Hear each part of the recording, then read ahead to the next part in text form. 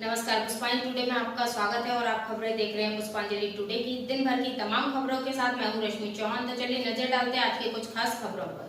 से समाजवादी पार्टी की विचारधारा को छोड़कर कांग्रेस पार्टी की विचारधारा की सदस्यता कमल भोपाल में जाकर कमलनाथ जैसा सोशल मीडिया पर देखा गया था। तो एक आप बहुत बड़ा संगठन चलाते हैं, तो क्या संगठन कांग्रेस पार्टी की विचारधारा रखती है कि विभिन्न लोगों के हैं? क्या है आपका मत? सबसे पहले तो मिश्रा जी आपका बहुत बहुत धन्यवाद कि इतनी व्यस्तता के बीच आम जन नागरिक के बीच में आकर के आपने चुनावी चर्चा की। आपने बहुत सही क्वेश्चन किया। मैं राष्ट्रीय स्तर का एक ब्राह्मण संगठन चलाता हूँ और समाजवादी पार्टी का जिले से लेकर के प्रदेश तक का पदाधिकारी रहा, लेकिन वर्तमान परिस्थितियों में मुझे समाजवादी पार्टी त्याग कर कांग्रेसी सदस्यता लेने की क्या आवश्यकता पड़ गई और मैंने क्यों ली। मैंने लोकतंत्र की हत्या होते हुए इस मध्य प्रदेश में देखी। हिंदुस्तान के इतिहास में ऐसा पहली बार हुआ कि लोग जनसेवक के नाम पर जनता के बीच में जाकर लोगों का मत लेकर जनप्रतिनिधि बने। जनता के विकास कार्यों के लिए, जनता को कोरोना महामारी से निकालने के लिए, तमाम प्रकार की सेवाओं के लिए आदमी जनता का मत लेकर जीतकर भोपाल जाता है।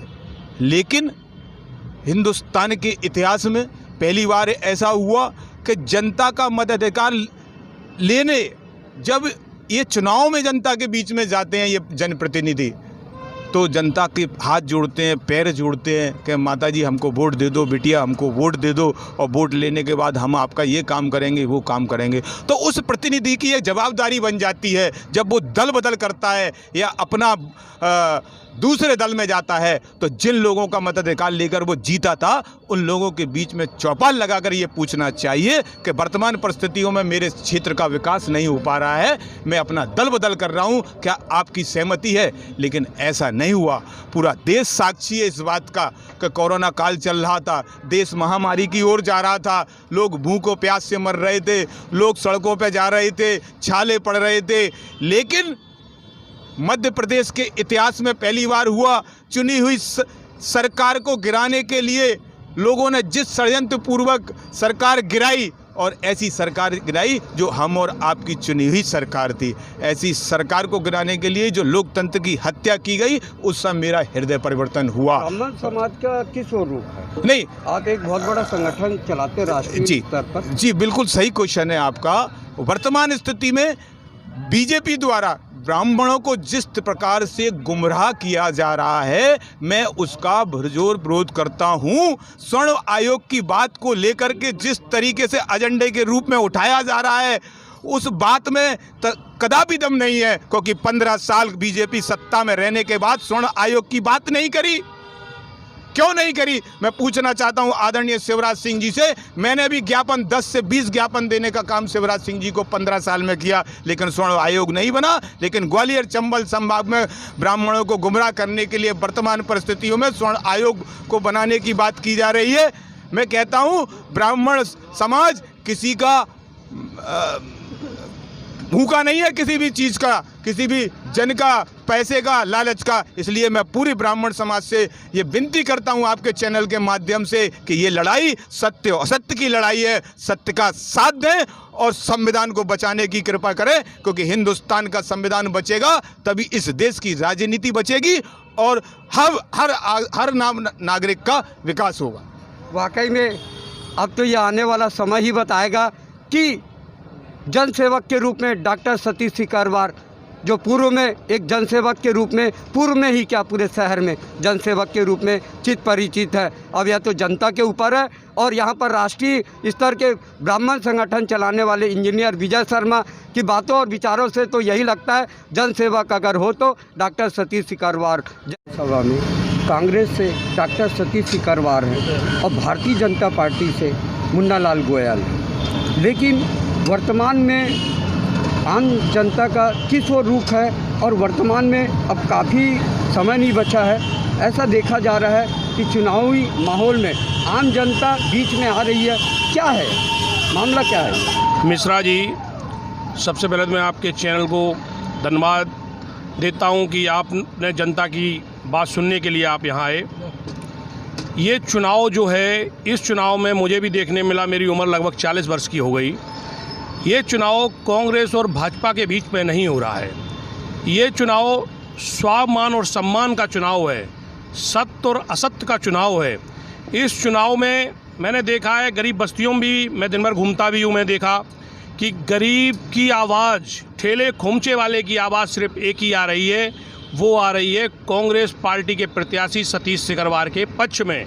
जब मैंने पूछा उनसे ऐसा क्यों, सतीश मुन्ना क्यों नहीं, सतीश क्यों, तो उनका एक ही जवाब आता है। वो ये कहते हैं कि जब कोरोना चल रहा था, जब हम लोगों के ठेले खोमचे नहीं थे, जब हम पुलिस की गाड़ी देख के घरों के अंदर कुंडी लगा लेते थे, तो एक सिर्फ जनप्रतिनिधि सतीश सिकरवार थे जो हम लोगों के घंटी बजा बजा के हम लोगों को जो उन पे मदद मिल रही थी राशन की, वो हमारी मदद कर रहे थे।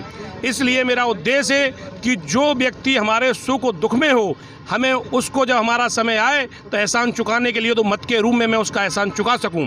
जब मैंने पूछा कि गोयल साहब भी गरीबों की, हमेशा उन्होंने लड़ाई लड़ी, गरीबों की आवाज़ को उठाया, तो उन्होंने कहा उनने कि जब तक वो विधायक नहीं बने थे तब तक वो गरीबों की बात करते थे, और विधायक बनने के बाद वो ग्वालियर के बिल्डरों की, अवैध माफियाओं की ओली में बैठ गए।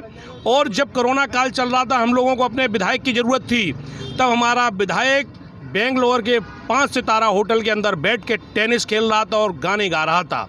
तो मुझे जनप्रति ऐसा चाहिए जो हमारे सुख दुख का साथी रहे और विकास का मसीहा हो। वो सिर्फ एक ही नाम निकल के आ रहा है, और मेरी भी भावना है कि सतीश सिकरवार जी का, मैंने पार्षद के उनके कार्यकाल देखे हैं, 5 से 6 पार्षद उनके इस क्षेत्र में हैं, तो सारे क्षेत्रों के अंदर जहाँ पर मैं आपको बता दूँ, चाहे आमको की पहाड़ियाँ हो, चाहे हरिशंकरपुरम की पहाड़ियाँ, जहाँ लोग पानी नहीं पहुँचा सकते थे, वहाँ भी सतीश सिकरवार जी ने पार्षद निधि से पानी पहुँचवाए हैं। इसलिए निश्चित तौर पर जिसके अंदर विकास की लालसा हो, विकास करने की इच्छा हो, ऐसे व्यक्ति को हमें शक्ति देना चाहिए और सतीश सिकरवार को विजय बनाना चाहिए। तो मैं भी अपील करता हूँ आपके चैनल के माध्यम से कि सतीश सिकरवार जी को सर्वाधिक मतों से ग्वालियर चंबल संभाग से ग्वालियर पूर्व की जनता विजय बनाकर भेजे। काम को वोट मिलेगा। अब यह तो आने वाला समय ही बताएगा कि डॉक्टर सतीश सिकरवार इनके कहे अनुसार कि उन्होंने कोरोना काल में जिस प्रकार से लोग कुंडी लगाकर बैठे हुए थे, लेकिन डॉक्टर सतीश सिकरवार हर घर पर जाकर हर ज़रूरतमंदों की मदद करने में कारगर साबित होते। यह तो आने वाला समय ही बताएगा, और आम मतदाता का रुख किस ओर है यह तो आने वाला वक्त ही बताएगा। लेकिन यहाँ पर बैठे हुए सोनू सिंह राजावत के विचार से तो यही लगता है, जन सेवक अगर हो तो पूर्व में डॉक्टर सतीश सिकरवार हो। लेकिन यह बात वाकई में चरितार्थ है कि वाकई में आज के ज़माने में जनता भी यही चाहती है, जो वक्त पर काम आए वही जनसेवक है।